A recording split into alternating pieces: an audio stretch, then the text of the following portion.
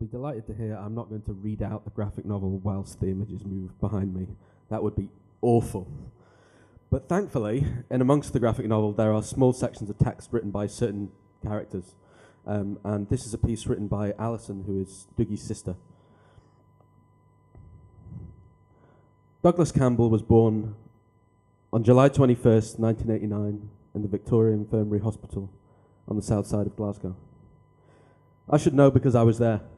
I was 7 years old at the time, playing with my toys in the hospital corridor, bored, waiting for him to appear. Mum had been in labour for nearly 24 hours before Dougie finally joined us here on planet Earth. While we hung on for news, I remember asking my dad why it was all taking so long. How hard could childbirth really be? It's like he doesn't want to be born at all, said Dad quietly, not looking at me. He was thinking out loud, looking out of the window. I don't blame him, really, he said. Dougie and I were born into a football-mad family who'd lived in Govan Hill since the 1950s. Our grandfather worked on the Clydeside shipyards all his working life, and our dad served in the British Army for 20 years, in Northern Ireland, in the former Yugoslavia, in the Falklands, before sinking fast. Dad never told us about what he saw on active service because, as far as he was concerned, real men didn't do that sort of thing. Besides, it was fine. The work, that was fine.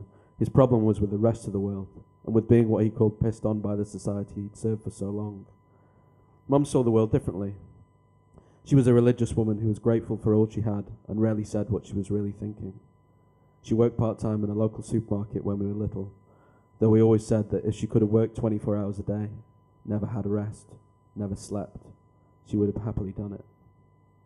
Mum also died too young. That seems to run in the family. As kids, Dougie and I used to tell each other everything. Sometimes we'd stay up all night just blethering away, but that kind of thing doesn't last. Meanwhile, Dad's drinking got worse, and he could get rough sometimes. Sometimes he'd tell us he was going fishing for the day and just disappear for a whole week. But we reacted differently to that. It made me want to work hard at school, get a good job, and get as far away from him as possible. Dougie wanted to hide. I left home in 2000 saying I wanted to do a course in Dundee, though actually I would have gone anywhere.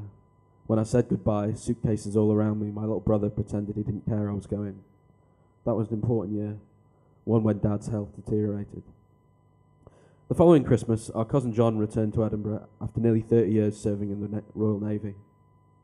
Dougie sent John an email asking him what it was like in the Falklands. I remember the reply.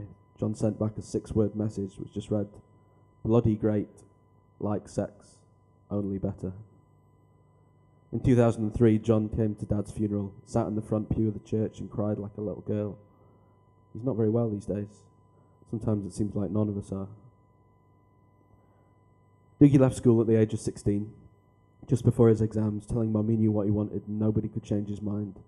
He wanted to go to the desert and shoot some terrorists. Then it was Mum's turn to cry, a rare event.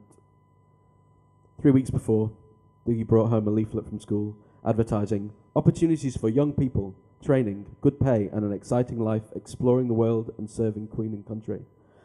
The photo on the front was of a smart-looking lad about Dougie's age, in uniform, under a clear blue sky, looking proudly upwards into the light. Mum would put it in the bin, but Dougie fished it out again.